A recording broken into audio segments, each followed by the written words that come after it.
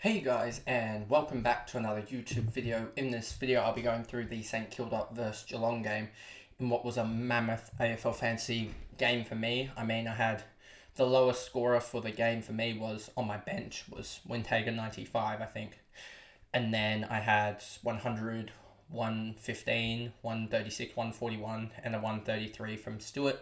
So yeah, just a mammoth game for me and really proved. A lot of people would have had Marshall, Sinclair, at least one of Steele, and a lot of people in the top 10,000 had Stewart anyway. But yeah, just a really good round for all of us that had that quartet, I guess. And yeah, the St Kilda quartet or bunch is really paying out. Although it didn't pay out last week, it's been paying out pretty much since the buys. But before we get into the video anyway, remember to like and subscribe, turn the notification bell on so you know when I upload, and let's get into the video. So as you can see here, Marshall 141. He was quite ridiculous. 19, 37, 34, 51. A 51 point last quarter to get to a 141. I thought it was just going on track for a 130, 125, somewhere around there, somewhere even with Nick Newman. So it wasn't going to burn me as much because I think a lot of people took his score, and it didn't make much difference between him and English, as there was 5 points, but it did sort of gap between him and the rest of the guys in my team, as I didn't really have any VC guys that I really could have taken. So if I'd VC'd Merritt and gone into Marshall, I think that would have obviously gained me 16 points. There was a couple of other things that I could have done.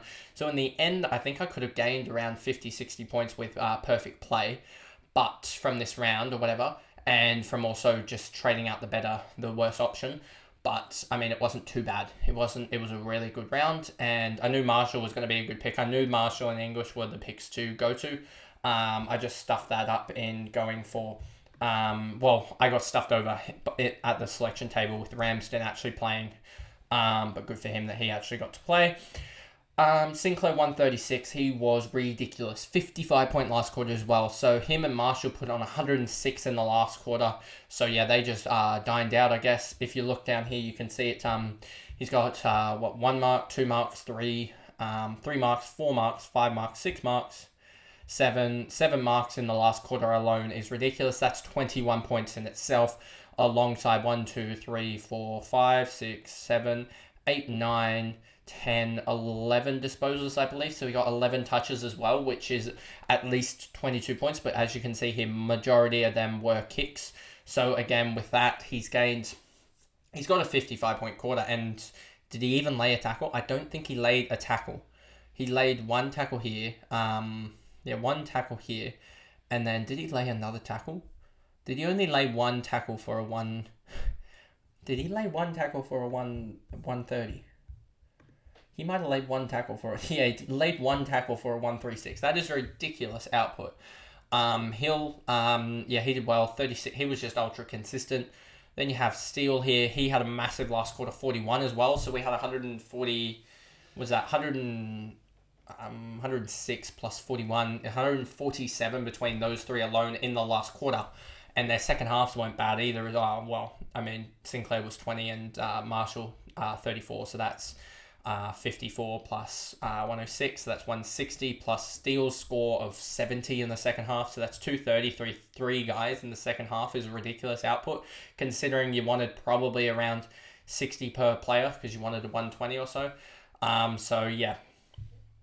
Just a really big output from them, and Steele's fine. I think he'll be the pick next year, given that he's going to be priced at around about that 100 range. He's just ticked below it, so he's going to be around that 880k, given the multiplier from last year, and I reckon the multiplier is going to stay around that marker.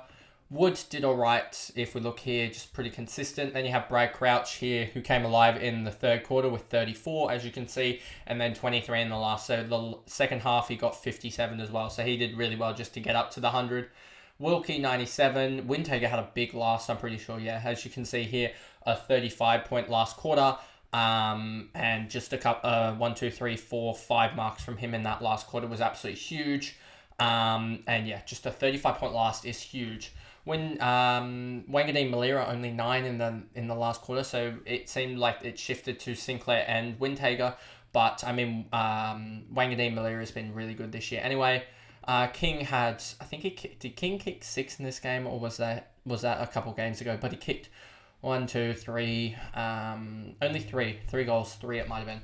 Stocker 78, as we sort of see a drop off here. Gresham, Webster, Higgins, Clark, Butler, Cordy, all these other guys, and Philippou down here at 26. He's going to be underpriced in a couple of years, I reckon, if he doesn't kick on. Then we move over to Geelong, and Tom Stewart just came out of the blocks and just started on fire. He got to 12. He got to 20 very, very quickly, and then obviously had this tackle taken away. He was on 16, but still tracking really well. Got a cheap mark, then another kick, and then a couple of cheap marks to get himself up to 42, and then had another really good quarter again to get 38, and that pretty much set up his game, as he was pretty much destined at halftime to chop off and get the ton, and he wrapped it up in the third, and then just in the last quarter got a sneaky 28 and got to a 1-3-3, which is absolutely huge, and just happy I was able to get my loopholes right and not stuff up, because when Stewart got away quick, I thought, oh no, I hope I haven't stuffed up this loophole with Mullins, especially because Mullins is one of those guys that is continuously on the emergency and a chance to play, and especially he could be a late in or whatever 5 minutes with, we've seen with LDU etc. being out twice, Hoff as well, another one that's come and been out late in the piece, I should say, just before the bounce. So there was a chance. I was nervous until the game got underway and Mullins wasn't there in the 22 or the 23, I guess you could say, that I was happy then that I'd done it correctly, I guess. Then we have Duncan here, 115, but I think he has a game suspension, and that might have been honestly his last game. I wouldn't be surprised if he just retires. But if he goes around again, I think it's 50-50 to be honest if he does retire. Atkins 103, Tui 101, Tui's probably done as well. I wouldn't be surprised if this is his last game, as I don't think he got a suspension and don't think he's injured, so wouldn't be surprised if it's his last game. Zach Guthrie could be one interesting next year, as a matter of fact, because of Duncan and Tui probably going, meaning that there will be more distribution roles. I mean, Stewart is an interceptor and a distributor, so I think there is a role there for Guthrie to be able to go 85, 90, somewhere around there, and as seen in this game, for the whole season. So that would be 20 up on his average, but I think there are better options in defence. Instead of Guthrie. Myers 92, just a really good first quarter from him, and then after that he sort of just didn't do anything. Then you have O'Connor 90, one of the best taggers in the game. Don't know if he necessarily went to someone, but just did his job, got to 90 in the end. Bose is going to be underpriced next year as well. I wouldn't be surprised if he plays a part in the Geelong defence as a distributor, so him being 10 points unders of Guthrie could actually be really good. But we'll have to wait and see next year. I had a lot of prospect in. I guess I had a lot of coin in the Jack Bowes basket this year, and didn't turn out. So hopefully he turns up next year.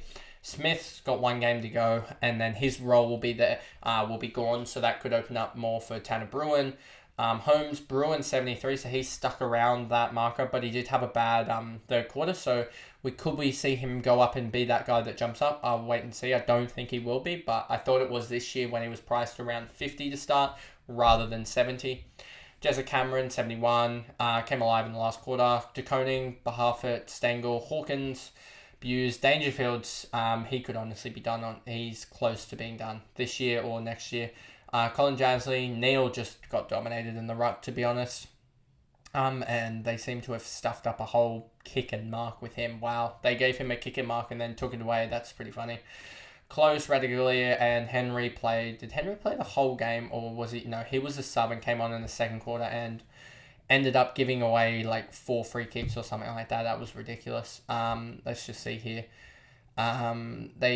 He ended up giving away 3 free kicks, or 2 free kicks. So 2 free kicks here, yeah, that would make sense. But they counted him as 3 and then took one away, and then ended up just getting to a 9. So his price will be a lot lower, but it doesn't really matter as he's a key or a small forward. He's not really an on-ball guy, so his score isn't really going to matter too much.